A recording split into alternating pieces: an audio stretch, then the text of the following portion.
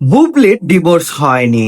ঢাকায় সিনেমার শীর্ষ নায়ক শাকিব খানের সঙ্গে সম্পর্কের অবস্থা স্পষ্ট করলেন চিত্রনায়িকা শবনম বুবলি।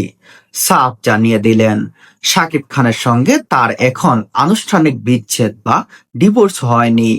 তাই নতুন করে নায়িকার বিয়ের কোনো প্রশ্নই আসে না।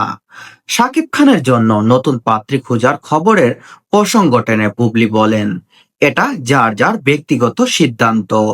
তবে নিজের বৈবাহিক অবস্থা ব্যাখ্যা করতে গিয়ে তিনি বলেন, সাকিবের সঙ্গে সম্পর্কের বর্তমান অবস্থা নিয়ে এ নায়িকা জানান, তাদের মধ্যে ভুল বোঝাবুঝি বা অভিমান হতে পারে, আবার তাও ঠিকও হয়ে যায়।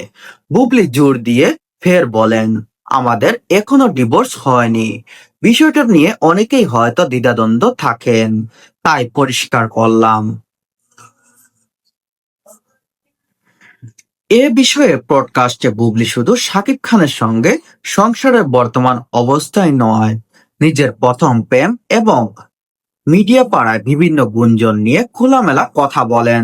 সেখানে দেখা যায়, পয়লা ফাল্গুন উপলক্ষে তিনি মাছরাঙা টেলিভিশনের একটি পডকাস্টে অংশ নেয়। সেখানে বুবলির জীবনের প্রথম প্রেম নিয়ে তিনি কথা বলেন। সেখানে তিনি তার জীবনের ঐতিহাসিক কিছু ঘটনা এবং ঘটে যাওয়া কিছু ঘটনা নিয়ে তিনি সেখানে বিবরণ দেন।